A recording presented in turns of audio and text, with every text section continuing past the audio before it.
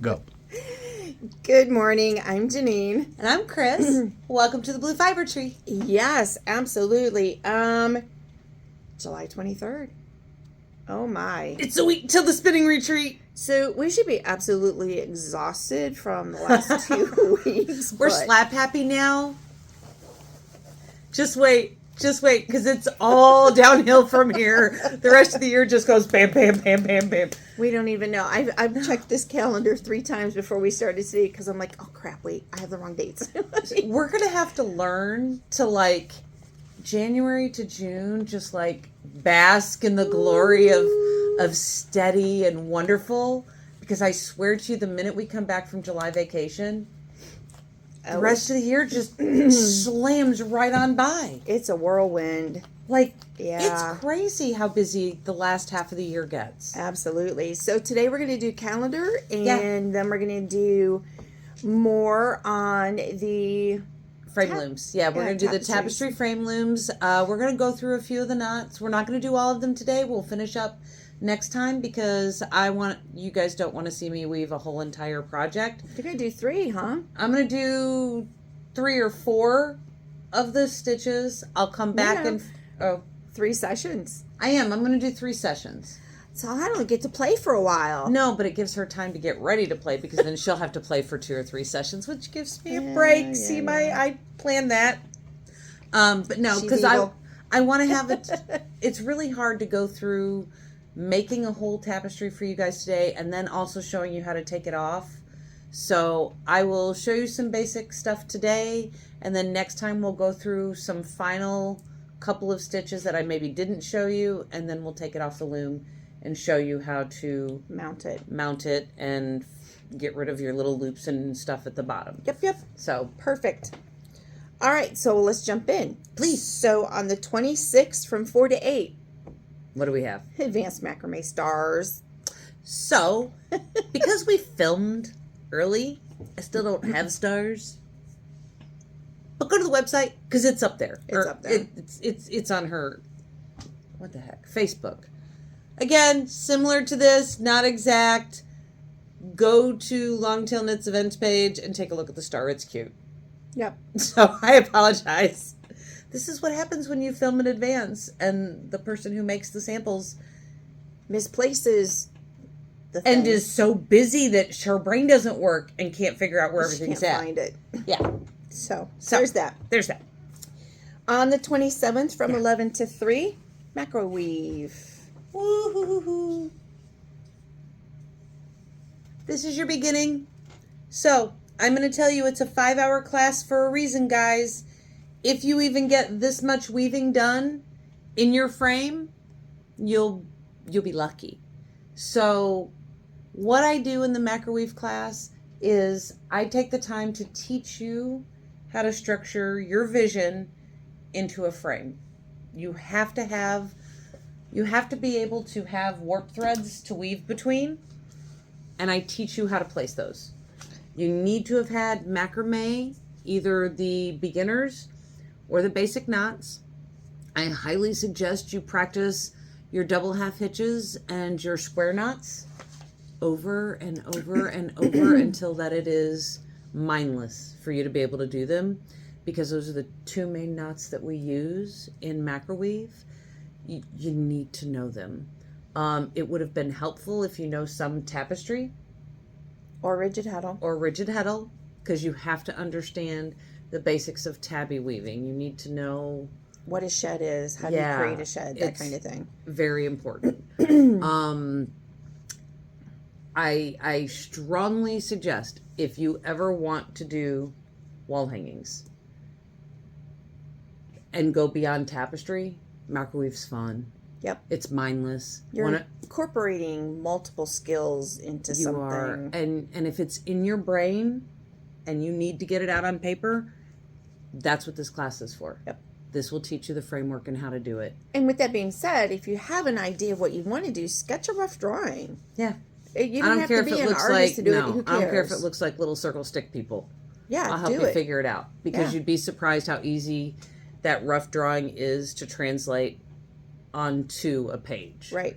So that's 11 to 4, not 11 to 3. It's a 5-hour workshop, 11 to 4 on the 27th. It's 5 hours. And then that evening, she's doing core spinning from 5 to 8. You're busy that day. I got to bring my lunch. I got to bring my breakfast, my lunch, and my dinner, and my snacks. Yeah. Hang out. Oh, hi, Franklin. He's back to visit. Okay. So, core spinning. Sorry. I love him. He's with me always. Or at least until I lose him. Yes. Let's be honest. Let's go get you another one.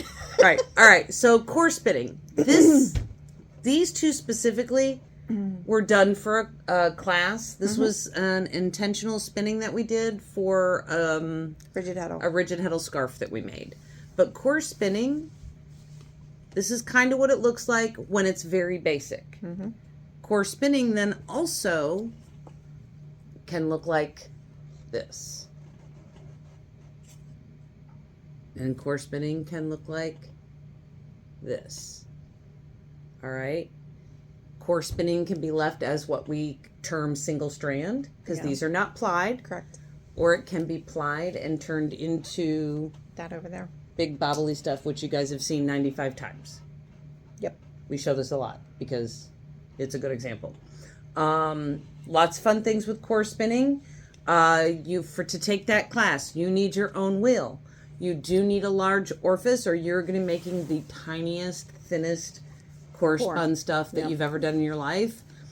I am of the mindset that if you're going to do core spinning and the thickest yarn you ever want to create out of it is a DK or a worsted, you have no business core spinning. You can buy it. Core spinning is meant to be chunky, funky, fun. It's used a ton in weavings, be it tapestry, macro weave, rigid Heddle weaving. Tri-loom. It's great for accents on knitted and crocheted projects, as cuffs, as collars. They make great Mobius cowls. Like it's endless if you want something that just is not plain. Okay? So definitely prerequisites: beginner spin, your own wheel, and a large orifice. Yep. Come play. We have so much fun in that class. 5 to 8. Love it. Then on July 28th, that is a Friday. So from July 28th through August 6th, that is the time frame for the Heartland Yarn Adventure. Now, we talked about that last time. We did. But it starts. So hopefully, by now, today being the 23rd, you have already reserved your passport. Some shops should already have them so that you can pick them up. She's always number one. Duh. Number one on your charts, number one in your hearts. Oh boy. Sorry. Again, I told you, slap happy. It's been a busy month. So, at this point, like I said, you should have already checked out that website, the participating shops, have your travel plans in place, have your friends picked out that you're going to go with, what hotels you're going to stay Call me if you have an extra space in your car, because I might need a ride somewhere. She's not going anywhere. She has classes to teach. This is not fair. I'm taking it off next year. I'm not teaching during the Heartland tour. She has to be here. Do you know why? Because on the 29th and 30th is our spinning retreat. Oh, I'm not missing that for nobody. See? Not even the Heartland tour. Sorry, guys. She'll be here 9 to 5 both days. We go to dinner on Saturday. I will be at dinner this year. Yay. Yeah.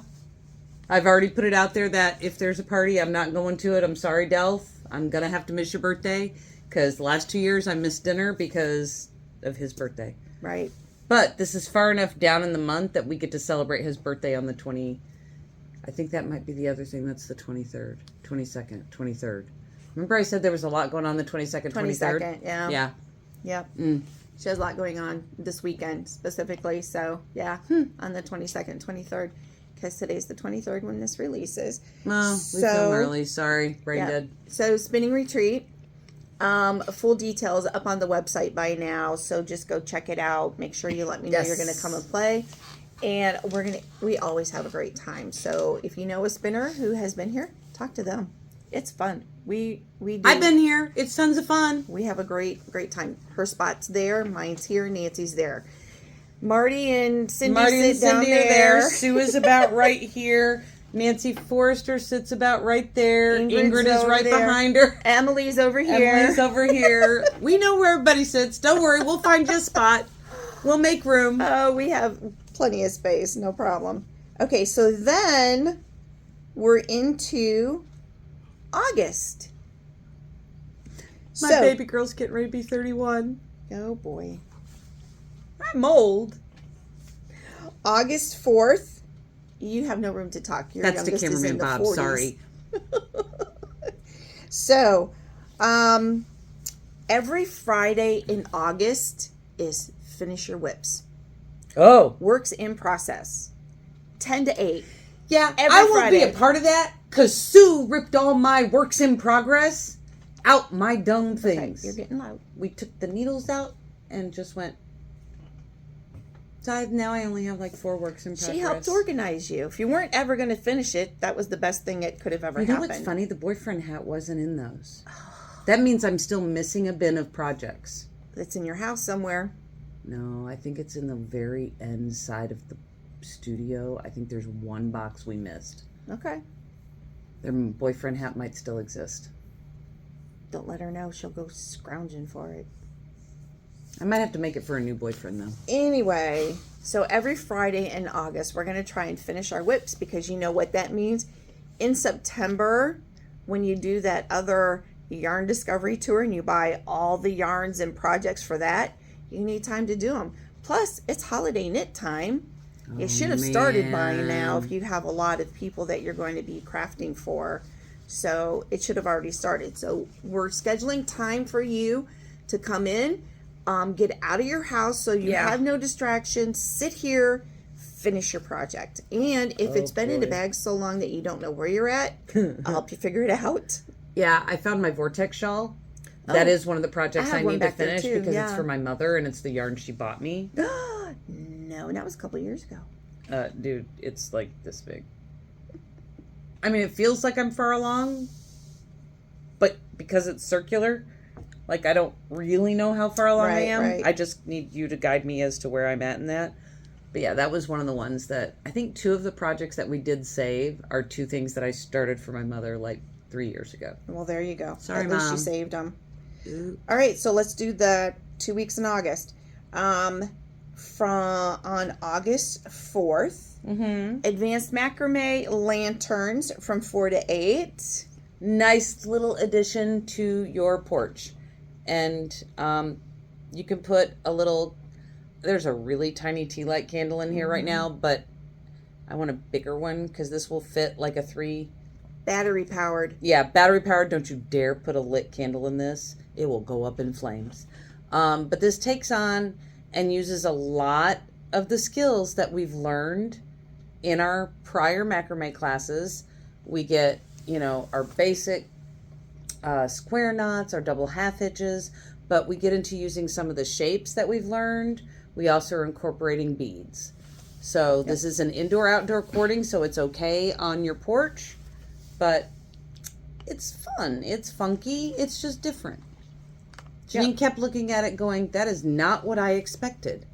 But it's cool. It's different. And you have to be different, so that's good. I'm always different. On the 5th, from 1 to 4, skill building for spinners. You guys know what this is. Skill builders. Yeah, you get Kris for 3 hours. You do.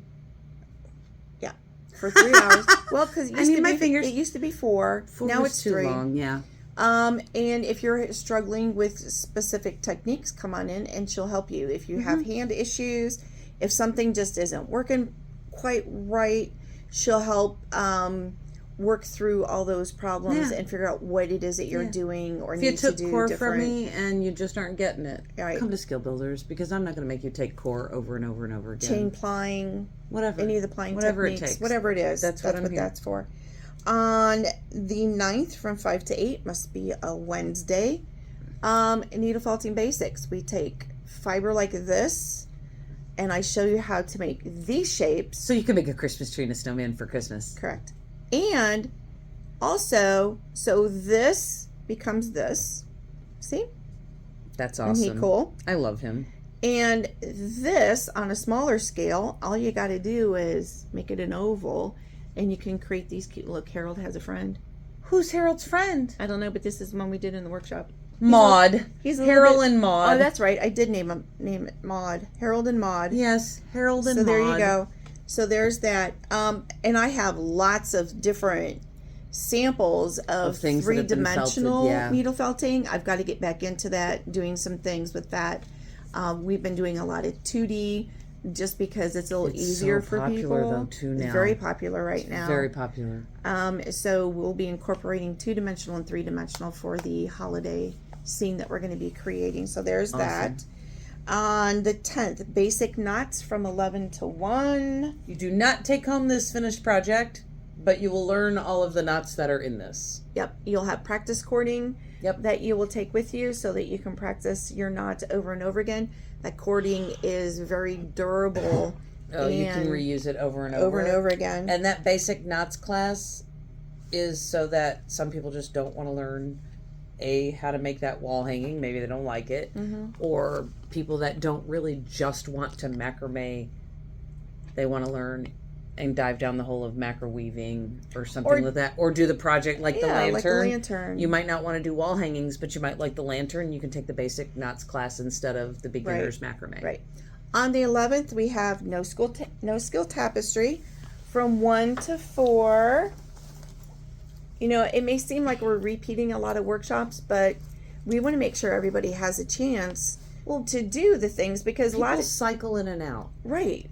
I just need to make some new samples so they don't see the same samples over and over. Yeah, so this is great for the summer. We need one for, reds and greens. No? Greens and blues. Maybe a little bit of yellow. We'll make a different one. I don't know what she's thinking about, but this is why I do color.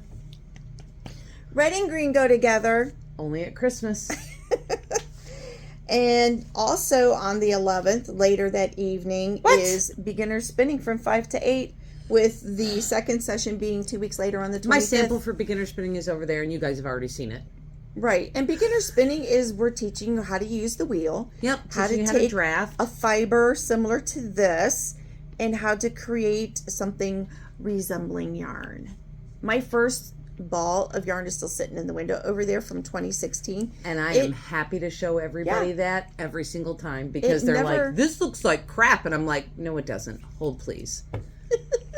Look at this. Doesn't it look very similar to what Jeannine did like many years ago? And they're like, oh, I'm not doing so bad.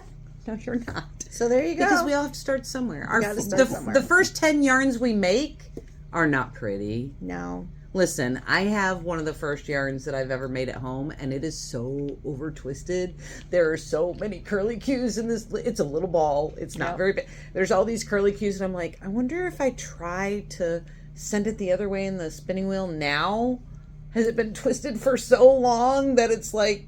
You know what? If you're never going to use it for anything, try it and see what happens. It's the only way you're going to know. It just sits there and stares at me, and I giggle every time I see it. Yeah. Because it's not usable for yarn. So that gets us through the 11th. Awesome. And that gets us to our next release will be on the 13th. So there you go. Wow, guys. It's amazing how quickly everything is flying. But by this point, July is almost over. Yeah. The August calendar is up there, the full calendar. Next time you talk to us and see us, we'll be telling you all about the Yarn Discovery Tour. Yep. And everything that's going to be happening during those times. Yeah. We're going from one yarn tour to the next, to the next one. To the next. They're a month apart, a little like 6 weeks apart. Okay. But it's nice to have in the middle of summer something new and different to do. Oh, absolutely. The shops, like that July, August, that can be a slow month. Not for me because we do so many other things. But it's just good to get out and see what is out there. So that's the calendar. That was a lot for the calendar. We're busy. We're busy. And that's okay. Busy is good. Idle hands, I'm telling you what, if I scroll through my calendar can I do it by the month, not the week? I do it by the month.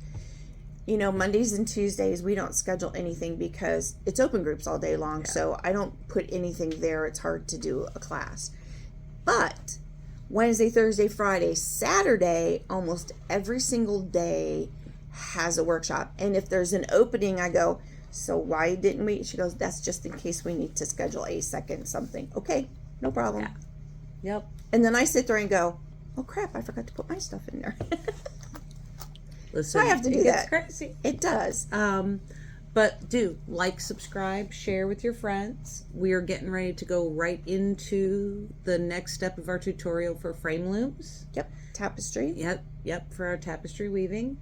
If you have any questions after you watch it, let me know. I will be putting the time you can find this part of the tutorial in the video, but it will also be separately on our playlist. Correct. Like what we've been doing, so people can find them after they see them firsthand here. They're great resources to go back after you've taken the workshop here and you don't remember, and it's 10 o'clock at night and you can't call me. You cannot call me, I might answer. She might, but the thing is, it's so that you have a reference, and what you see in our videos is exactly how we teach it in the store. So it's a great backup reference. And you have printed, she does all the printed stuff. I send home printed materials with everybody because I have to. Right. Makes me nuts not to. So, hope you guys have a great rest of your day. Enjoy the following video. Yeah, and we'll talk absolutely. to you soon, okay? You have a good one. Bye. Hi guys, Kris with the Blue Fiber Tree and alk&me. I am just going to kind of pick up where we left off last time. Last time we got together in video, we learned how to warp our frame looms. These are our Ashford frame looms for tapestry. In the last video, I kind of ran out of my baseline that I'm doing. When I'm knotting the base, in my last video, I kept calling it my lock stitch. It's not my lock stitch. This is our half hitch that we use to go across the bottom. My brain was mush, and I will make sure to notate that in the video. But so we do a half hitch base down here because this allows us to then again stop our raya knots and any other part of our tapestry from falling down. Here I started just doing some raya knots just so you can see the fringe that we create. All right, I'm going to go through the bottom of this quickly, show you how to do the raya knot, and I'm going to show you some different things you can put in so that I'm not making a tapestry so that, ooh, this is a tapestry that really blends and goes together. More to show you the different things you can put into a weaving so that you can change it up and do different things. So here you will see right here, this is just a big chunky yarn and it's by itself. Here I put two different yarns with texture together. And here again, two different completely yarns. This is just this broken down. I unplied it and then added a little fun and funky yarn with it. You can take lock spun art yarn, and when you do a raya knot, I'm going to come behind you. You're fine. So we start, you can start on one side or the other. Doesn't matter whether you start on the left or the right. I started on the left. It's habit for me. And you pick up, see this knot has two strands, two warp threads. This has two, this has two. So I skip right here next to the edge of that and I pick up my next two warp strands. I fold whatever I'm using for my raya knot in half. And I go underneath the warp strand and up through, underneath the warp strand and up through. And then literally we just pull it down and settle it in. That is how simple it is to do a raya knot. All right, I'm going to keep doing them across. And again, I'm going to use, this is just ribbon. Okay, so I'm going to mix ribbon with yarn, with another type of yarn. And all of these give you different looks. So I've done it in half. I've lifted my two and I come around and I just missed it with one. So there you go. So that has that. I don't know why my fingers didn't work with that one, but I'm going to try it again just because. Listen, sometimes my fingers work, sometimes they don't. All right, this time I make sure I have all of my yarns in my hand. And we're going to go underneath with all three strands. Underneath this side with all three strands. Make sure my ends are even. And see, I'm pulling up on the loop up top to make sure my ends are as even as they can be. And then I just slide it down and bring it down to the bottom. But when you look at that, very different looks depending on what I try to use along the base for my fringe in my project. You know, again, it can be ribbon, yarn, fabric. If you have thin strands of plastic, you can use roving as long as it's thinner roving, and I'll show you that here in just a second. You can use just regular yarn and mix up lots of yarns. But see, I'm taking my roving, I'm splitting it down. Did I go out of the camera range? Sorry. I split my roving down. Hopefully you know how to split roving down. But see, I'm just coming in and it creates a whole different look. I'm going to split it down again just because I can.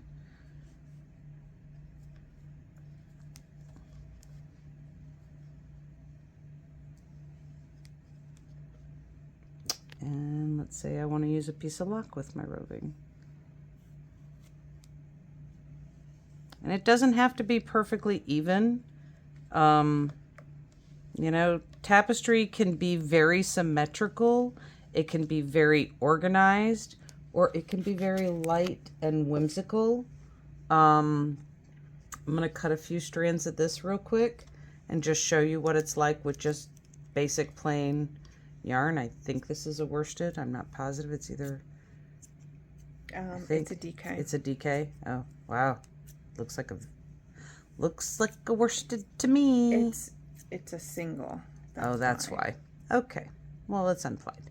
See, so I'm just taking a few strands of my yarn, picking up the next two, going under, and then again my ends are uneven, so I'm just lifting that top and I'm going to pull down. See, and that's just yarn. I tend to put a lot of fabric in my weavings just because I am absolutely addicted to batik yarn, to batik fabrics. I think they are life altering. I think they're so pretty and gorgeous. And you can always trim those later to even them up. If you want to even them out, yep. Sometimes, like, obviously, you can see how this right here is much, much shorter and this is way, way longer. I might trim this a little, but I love the organic, hi, I'm just going to be in there. When I very first started doing any type of tapestry, I was a big freak about making sure my ends were perfectly cut and perfectly even, and that was the hairdresser in me losing her mind.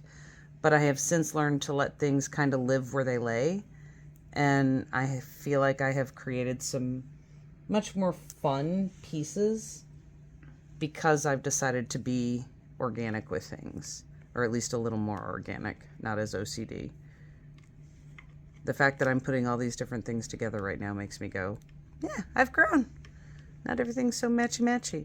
So that's your first row of Ryan knots. When you get into this and you do most pieces, have a second or a third row, okay? When you go to do a second row, and I'm not going to do a complete second row because we don't need to, you just need to see what we need to do. The thing that you need to know is you don't need to start on this outside edge, whichever edge you start on. You need to start with the second, because when that Ryan knot comes down, you want it to actually settle in between the two that it's coming down in between. So I'm going to show you. So I'm going to lift those next two in my line. I'm going to go under. I'm going to go under. I'm going to grab my ends. And I'm going to pull it down. Now notice, if I pull too tightly, I'm squeezing my warp threads together. That changes the spacing, and we don't want to do that. So I'm going to loosen it up with my finger again, and I'm just going to slide it down so it nestles and settles in between those two. So it straddles between the two of them above. Yeah, there you go.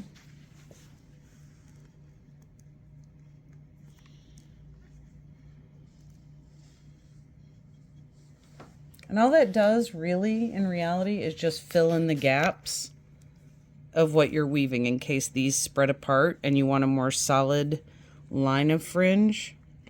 You've used such fat ones for the first one. You really wouldn't need to do this. No.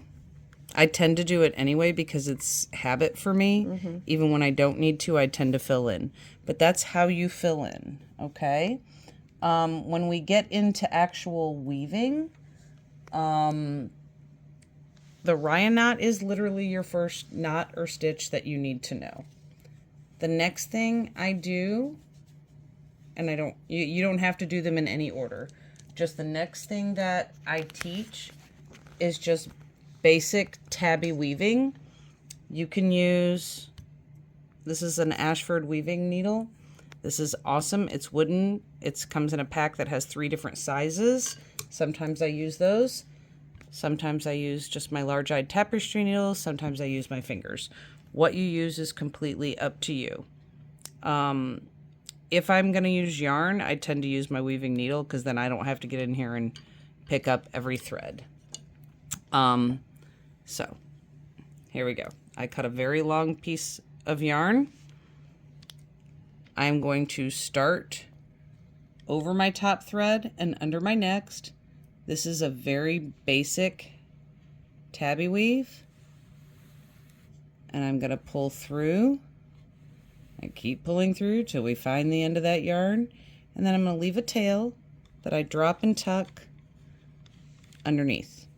Okay? Now I'm going to finish that line. Haha, hold on. That was under, over, under. And it's sorry, when you look at it, your eyes, it's deceiving because you have the Ryan knots that are lifting the yarn, the warp thread a little bit. So you're like, wait a minute, was that over or under? And you just have to think. So, and again, I am not going to do a whole entire complete weaving.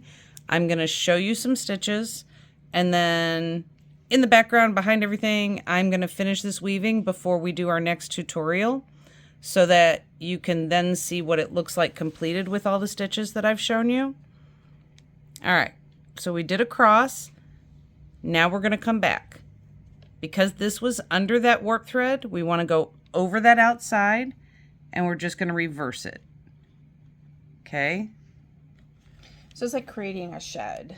Yes, we're creating our own shed. So how tight do you want to pull these? And why? So when I get to the edge, I don't want to pull tight. I want to pinch with my finger down here on that first thread that came under.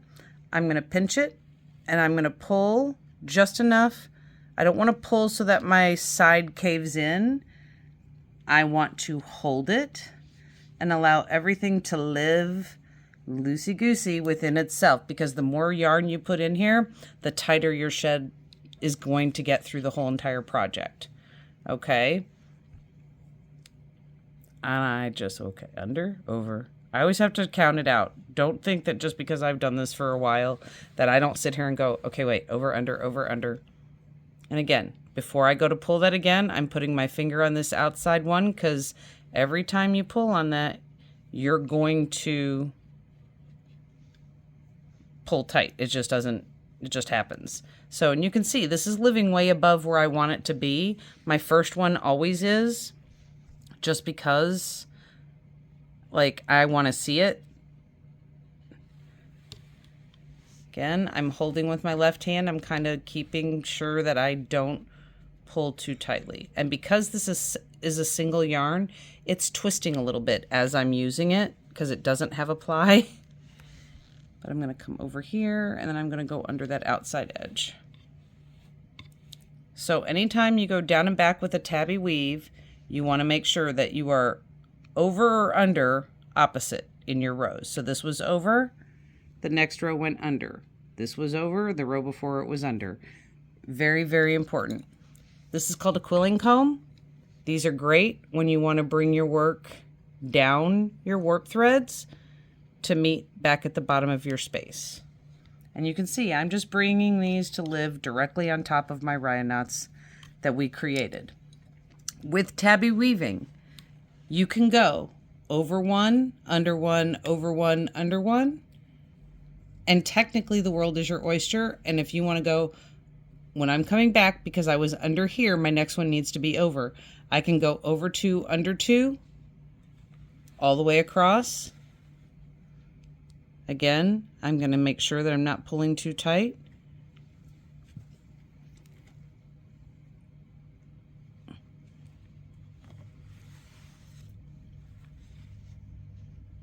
And you gotta be careful not to catch yourself on your raya knots below, because you will do that. And I'm just gonna keep going over 2, under 2, across. I always throw my yarn up instead of down. Yeah, sometimes I do, sometimes I don't. But then I feel like when I throw it up, I don't know, I lose my, I don't know, down works for me. So see, I'm creating the same effect as I did with the one up, one down. And if you have a thicker yarn, it's awesome when you're doing one up, one down. But when you go over 2, under 2, or over 3, under 3, right here, don't be surprised if you see your warp threads. So if you're trying not to see your warp threads in a work, over, under, depending on the thickness of your yarn, is better. If I have a super, super thick yarn that I'm working with, like this I can go over 2, under 2, over 3, under 3, because when I push that down against each other, it's thick enough to cover my warp. And it's totally like user's choice if you want to show your warp or not. Some people will use colored strands to warp with, and everybody is very different. Under 2, over 2, under 2.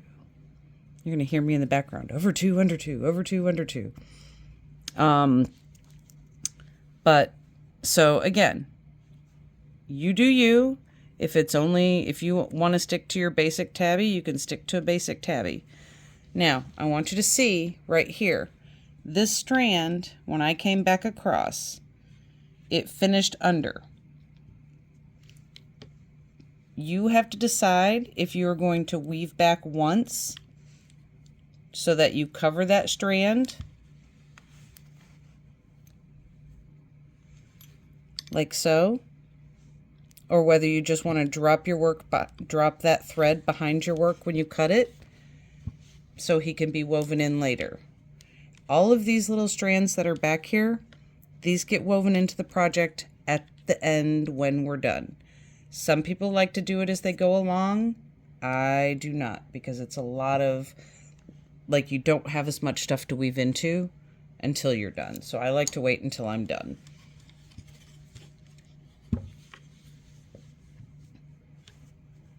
All right. So what else? So the next thing we have is there is like sumac weaving. And I'm just going to take a section of this. This is just a thick store-bought type roving, but it's like core spun. And for sumac, you can use yarn, you can use roving, ribbon, whatever you want to do. It doesn't matter. So when I start with this, I pick an end, I start from my left, and I come around. Technically, it's like around 2 and under 3, and then you start coming back around. But I just want you to show you, because of how thick my yarn, my fiber is. I got to get the right end. Do you want there to we start go. with something smaller? No. So I'm going to bring this through.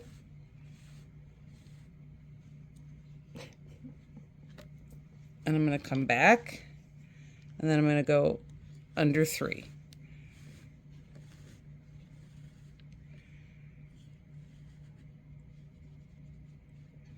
All right, so from this point, we're always going to come back over 2, under 3.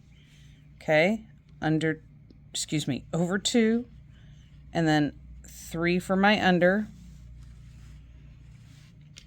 And you can physically see that my fiber is coming down from left down to the right. This is what helps make that braid look that we're doing. So where's the over 2? So right now I'm going to come back over these 2 because I'm coming out of here. Oh, gotcha. 1, 2. And then I'm going to go under 3. Got it.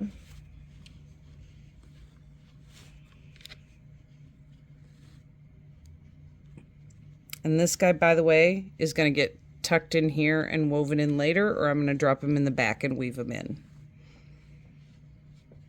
Now, I'm going to stop right here because you see how fat my stuff is, right?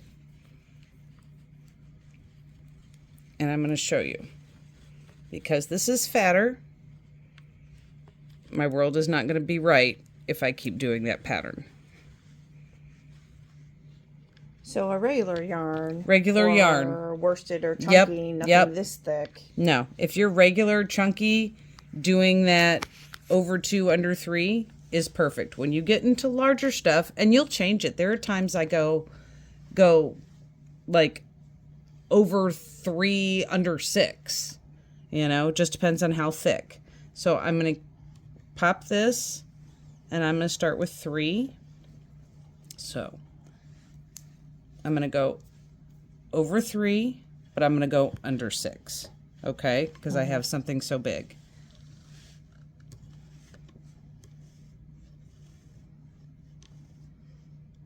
And I'm also working across a smaller space.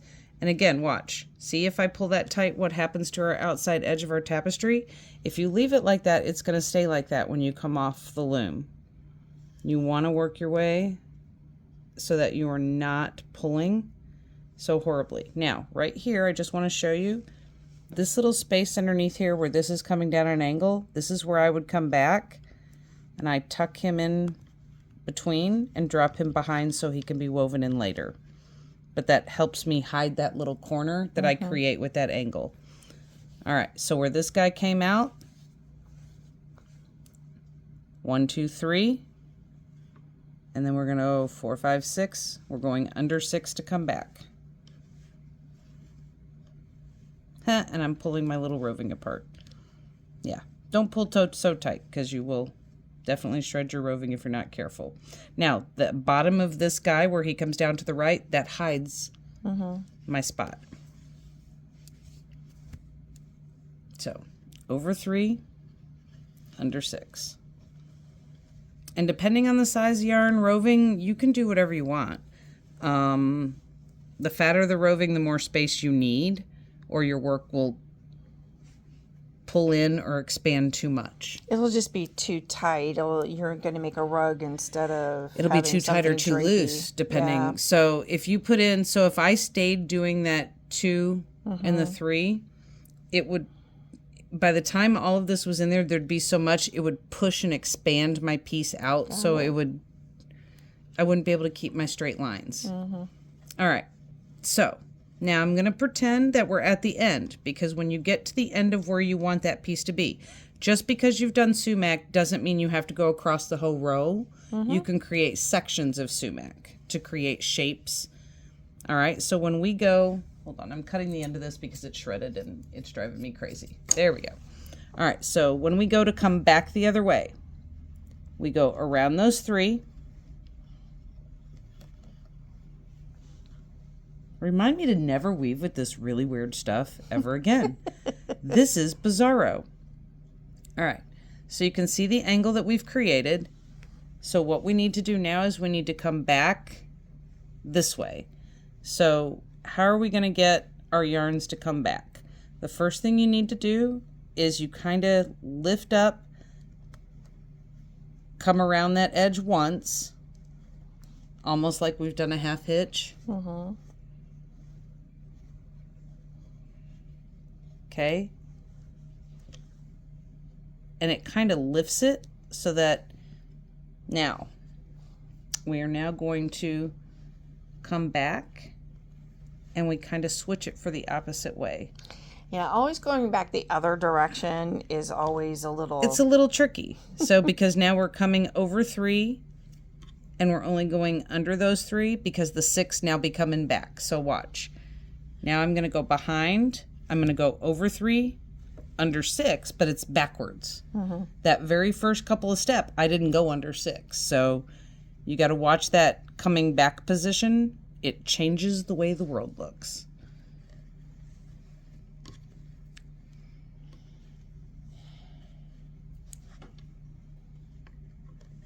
And then under 6, Back to the edge. And we're back to the edge. But even though I'm back to the edge, like I still have that part to finish, so this will come down behind. And I will cut that and I will weave that in later so that he stays in place.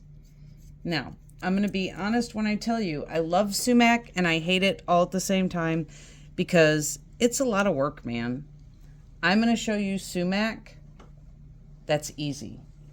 We're going to show you the cheater's version of sumac. I'm going to use a small piece of roving and I'm just going to start on this side and come this way. So I take this little guy. You remember a lark's head? So in macrame, we have this technique that's called a lark's head. Bam. There you go. Okay? The actual lark's head bump is behind, so I just have my double yarns, right? So now, how we did over 3 over 3 over 3 over here, I'm literally going to go 1, 2, 3. On my fourth one, I'm going to come up over it, just wrap around once, and pull both those ends through. I'm going to slowly work my fiber so that I'm not pulling hard on my fiber. 1, 2, 3. Let's find my fourth one. And I'm going to come up through. I really, really like this technique. Now, I'm not using really fluffy fiber. If I was using really fluffy fiber, you wouldn't see any centers. 1, 2, 3. I'll pick up the fourth one, go around it.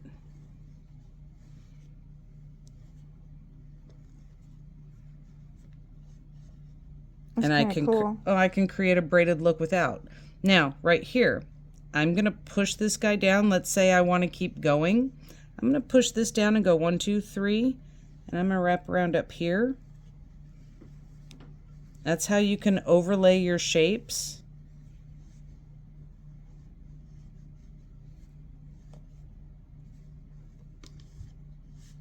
And see? And I just keep going. I don't really have more to go than just 1, 2, 3.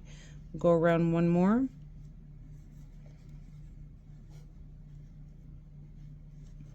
And then I take this, drop it behind, and I will weave him in later.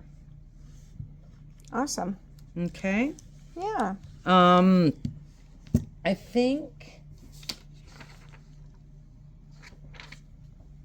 yep, pretty much, the last thing I'm going to show you for right now is called cut pile. It's a really easy technique where you take yarn and stand it up. But we're going to take roving instead. Because next time we come back, I'm going to show you twining and I'll show you how to get out of your piece. So remember the Ryan knot, and that's the only reason I'm showing you this, because it's a technique we've already used. You can do this with yarn, you can do this with fiber. It makes some really cool images. And if you've seen our Beginners Tapestry piece, the brown one, in our other videos, you will know what I'm talking about. So in this, we're going to do a Ryan knot, just like we always do. You can use one piece of thick fiber. If you're using yarn, you want to use multiple strands of yarn to create thickness. So let me take this off my thing.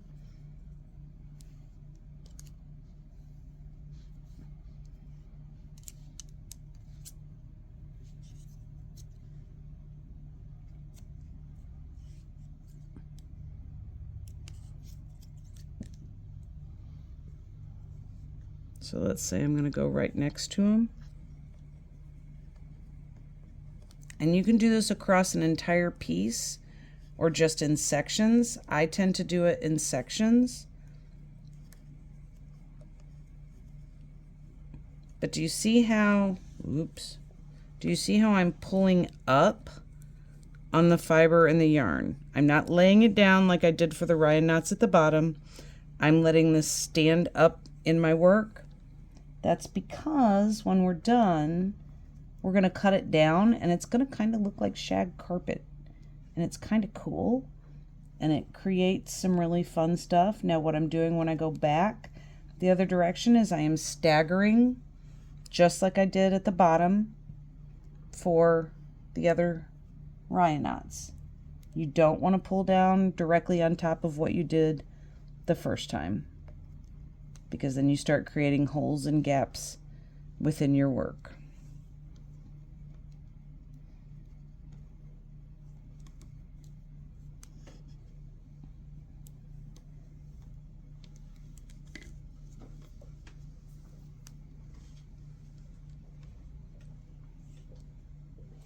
Underneath the counter, there are some better scissors than these for what she's getting ready to do. Thanks, Jeannine. Sure. She knew it was coming. Bring them both. Let her choose. The gray-handled ones. The other ones hurt my hands. These are good, but she'll use that one. So you can see, like, I've come in and I've staggered my pieces, and I've created a little bit of a shape. Before you cut, I want to see it from, show it to him from the front. Yep, that's fine. All right. So see how that stands? Okay, so I'm gonna set it back down. The way you had it towards you. Okay. Excuse me, sir. Because I want him to see that. Where See, it's it's up. standing straight up. Slide the pieces. And then what I'm going to do is literally just hold the top. And I'm going to cut and move all that excess stuff. This will remain standing in the work.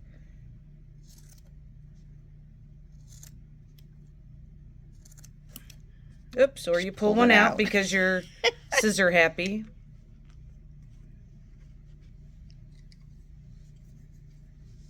But now when you look at the piece itself, I'm going to turn this towards you guys. When you look at the piece, this is created. Stop raising it. Sorry.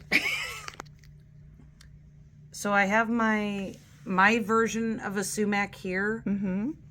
And it bleeds the same color, but we change texture by doing cut pile. Right. I have seen pieces where the entire thing is cut pile. It's beautiful technique. When we come back next time, I will have most of this done. I want to show you guys some twining at the top, and then I'm going to show you how to do that. Oh my goodness, my brain stopped. That half hitch stitch across the top to lock in our entire tapestry. Okay. One of the things you'll see is I'm going to leave some negative space in here. When you go to do that negative space, that half hitch that we did across the bottom, that baseline, we use that on top of whatever we've woven, and then to outline the area we want to leave blank, so then we weave around it. So when we come back, you'll have seen that put in. We'll do some twining and we'll finish off. All right, guys, I hope you have. Lay it down one more time so I can Yes, show ma'am. from here how it looks. Yeah, that's cool. All right. I will finish this between now and the next time we meet, and then I'll show you how to get everything off of the loom so you can have happy tapestry. Take care. We'll see you in a couple of weeks. Bye, guys.